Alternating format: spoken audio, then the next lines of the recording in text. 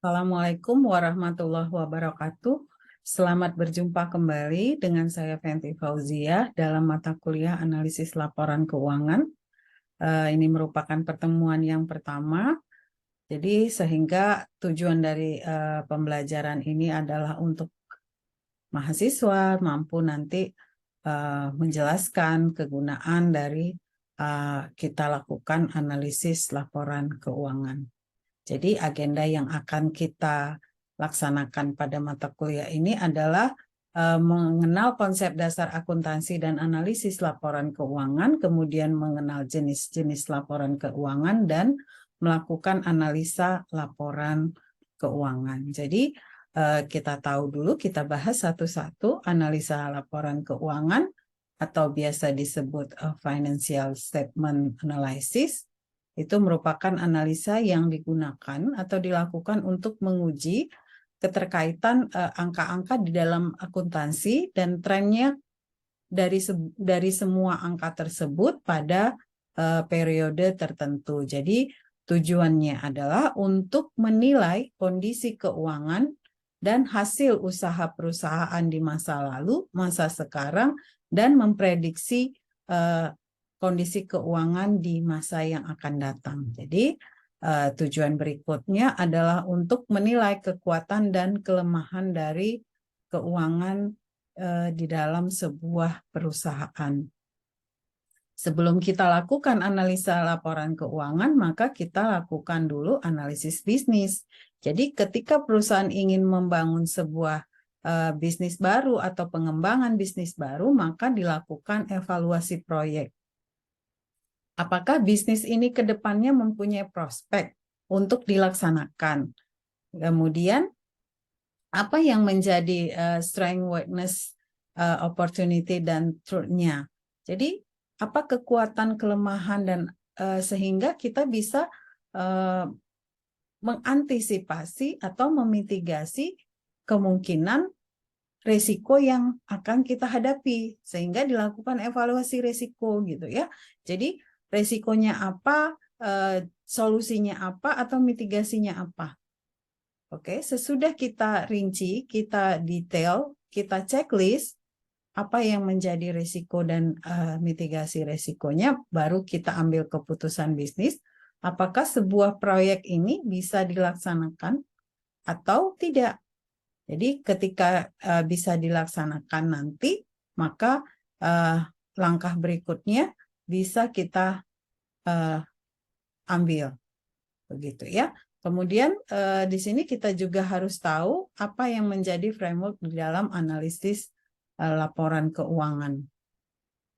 Jadi laporan keuangan, analisis laporan keuangan itu menilai lingkungan bisnis dan strategi bisnis. Jadi yang dilakukan adalah membaca dan mempelajari laporan keuangan dan catatan atas laporan keuangan. Demikian ya. Jadi dilakukan industri analisis, strategi analisis, baru kemudian accounting analisis, baru menghasilkan financial analysis. Financial analysis ini terdiri dari analisa arus kas, analisa profitabilitas, dan analisa resiko. Sehingga kita bisa menilai kualitas laba dari sebuah laporan keuangan. Oke, baru di analisa laporan keuangannya untuk kemudian dilakukan prediksi atau cash flow di masa yang akan datang. Seperti apa nanti? Sehingga kita bisa lakukan bisnis yang menguntungkan, begitu ya. Kemudian kita menilai lingkungan bisnis bisa dilakukan apa jenis kegiatan perusahaan yang nanti akan kita lakukan. Detailkan dulu apa kegiatannya, kemudian dari mana kita dapat nanti sumber dan bahan bakunya, kemudian kemana nanti akan kita pasarkan, siapa pasar kita, siapa yang menjadi customer kita. Kemudian strategi apa yang digunakan perusahaan untuk menghasilkan laba. Oke, perusahaan ini ada di mana? Bidang apa? Sebagai kompetitor kah, leader kah, atau follower? Maka kita harus tahu. Oke, kalau memang kita follower, berarti kita harus tahu siapa yang menjadi leadernya. Sehingga ketika kita tahu leadernya, berarti saingan kita nih siapa? Oke ya, saingan kita siapa? Karena ketika kita tahu saingan kita siapa dan harga yang ditetapkan mereka berapa, maka kita bisa menempatkan diri posisi perusahaan kita ini ada di mana. Oke, sesudah itu kita harus tahu juga bagaimana hubungan perusahaan dengan customer atau suppliernya nanti. Jadi, membina hubungan ini sangat mempengaruhi ketika kita akan melakukan bisnis.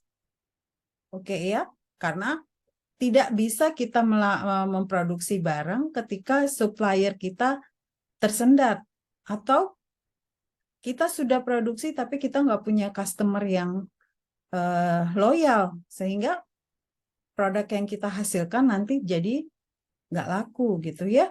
Kemudian bagaimana pengaruh perubahan ekonomi terhadap penjualan dan laba perusahaan. Jadi berbagai analisa tersebut kita lakukan sehingga jangan sampai salah langkah.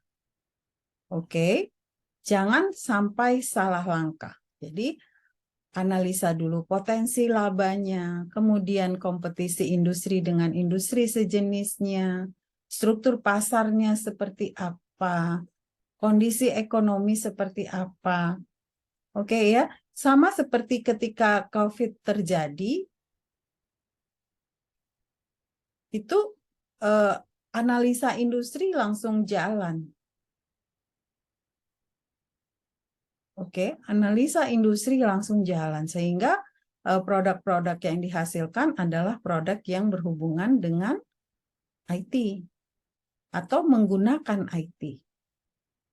Demikian ya, jadi analisis industri yang kita lakukan itu terutama kompetisi industri dengan industri sejenis. Jadi kita tahu kompetitor kita siapa. Jangan sampai kita buat harga, ternyata harga kita di atas dari harga kompetitor, padahal produk yang kita hasilkan itu kualitas dan mutunya itu kurang lebih dengan kompetitor, tidak ada nilai lebihnya. Kecuali kita punya nilai benefit yang lebih, maka kita bisa lakukan harga yang kita bisa tetapkan harga yang di atas harga pasar. Demikian ya. Jadi aktivitas yang bisa kita lakukan di dalam perencanaan bisnis itu antara lain penetapan harga, strategi yang akan kita lakukan, promosi, proyeksi, tantangan, kesempatan, kinerja manajemen, distribusi, permintaan pasar, dan kompetisi. Jadi seluruh aktivitas dalam perencanaan bisnis ini harus kita lakukan sehingga kita bisa menentukan level dari perusahaan atau bisnis kita itu ada di mana. Oke ya, promosi yang akan kita lakukan apakah menggunakan media atau langsung. Oke, proyeksi bisnis kita ini menentukan labanya berapa nanti yang diinginkan. Oke, kinerja manajemen seperti apa yang ingin kita bangun. Kemudian distribusi. Apakah kita distribusi langsung atau melalui pedagang besar, pedagang perantara? Oke ya. Permintaan pasar, nanti kalau ada permintaan yang di atas atau berbeda dengan berbeda dengan orderan yang umum, yang biasa. Strategi apa yang kita lakukan? Oke, kalau ada permintaan di bawah harga pasar, apa yang akan kita lakukan? Kemudian menghadapi kompetisi, dunia usaha yang semakin berkembang, apa langkah kita? Jadi aktivitas-aktivitas ini yang harus dilakukan oleh perusahaan dalam perencanaan bisnisnya. Kemudian kalau analisa keuangan atau financial analysis itu bisa kita lakukan analisa profitabilitas, itu evaluasi terhadap pengembalian sebuah investasi. Jadi kalau kita investasi, kapan dia waktunya kembali. Kemudian analisa resiko, evaluasi resiko dan kemampuan membayar. Oke. Kemampuan membayar dalam hal ini membayar kredit kalau kita bisa bilang, karena ketika sebuah perusahaan melakukan bisnisnya dengan modal pinjaman dari bank, maka dia harus mengukur atau mengevaluasi risiko terhadap kredit tersebut. Oke, analisa arus kas, kita harus lakukan evaluasi sumber dan penggunaan dana, jadi jangan sampai sumber dananya lebih kecil dari penggunaan dana. Oke, kalau itu terjadi, maka dari mana sumber dana tambahannya? Harus difikirkan. Alat yang bisa kita gunakan untuk menganalisa laporan analisa keuangan ini adalah analisis rasio dan analisis arus kas. Jadi beberapa alat analisis rasio bisa kita gunakan seperti rasio likuiditas, rasio profitabilitas, gitu ya. Banyak beberapa alat ukur yang kita gunakan sehingga kita memahami posisi kita, posisi keuangan perusahaan itu berada di mana. Sehingga ke depan bisa kita lakukan langkah yang akan diambil berikutnya. Kemudian aktivitas bisnis tadi itu bisa kita lakukan adalah aktivitas investasi. Jadi ada uang kita, maka yang menganggur, maka kita bisa lakukan aktivitas investasi. Oke. Kemudian aktivitas bisnis berikutnya adalah aktivitas perencanaan. Oke, kalau kita mau investasi, kalau kita mau bangun pabrik lagi, maka harus benar-benar direncanakan. Kemudian, sesudah direncanakan, dari mana sumber dananya? Aktivitas pendanaan. Dari mana kita peroleh dananya untuk melakukan aktivitas ini? Kemudian, dilakukanlah aktivitas operasional, operasi. Oke, sudah dapat dananya, sudah direncanakan ini aktivitas ini, ternyata buat investasi, maka dilakukanlah operasionalnya. Dilakukan pembangunan pabrik baru, misalnya. Itu yang dilakukan terhadap aktivitas operasi. Kemudian ada hubungan antara aktivitas keuangan dengan aktivitas bisnis. Oke ya, jadi aktivitas bisnis dan laporan keuangan itu mempunyai hubungan yang sangat erat. Kita bisa lihat pada tabel berikut itu, kalau ada planning, maka planning ini dihubungkan dengan investasi, operasi, dan keuangannya.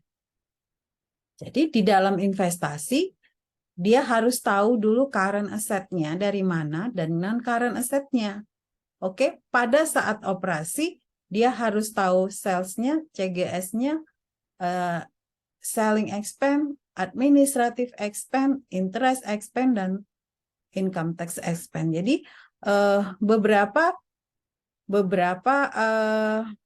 akun di dalam akuntansi itu berhubungan dengan operasional, dan kalau pendanaannya, finansialnya, maka harus tahu dari mana proyek tersebut didanai. apakah dari current liability atau non-current liability. Ya, jadi investasi berhubungan dengan aset, operasi berhubungan dengan income statement, dan financing berhubungan dengan liability and equity. Oke, aset menghasilkan laporan keuangan berupa balance sheet, income statement, net income menghasilkan laporan berupa income statement, cash flow, kemudian statement of cash flow, sementara liability dan equity atau financing itu menghasilkan balance sheet, statement of shareholder equity. Jadi aktivitas bisnis itu sangat berhubungan dengan laporan keuangan. Jadi seperti yang disampaikan tadi, ada aktivitas bisnis investasi, operasi, dan pendanaan. Itu di dalam laporan keuangannya menghasilkan balance sheet, income statement, dan statement of shareholders equity. Oke, demikian analisa laporan keuangan kita pada pertemuan yang pertama ini. Jika ada yang ingin ditanyakan, silahkan komen pada tempat yang disediakan. Kemudian semoga nanti kita bertemu untuk materi berikutnya pada pertemuan berikutnya juga. Saya akhiri, wabillahi taufiq wal hidayah. Wassalamualaikum warahmatullahi wabarakatuh.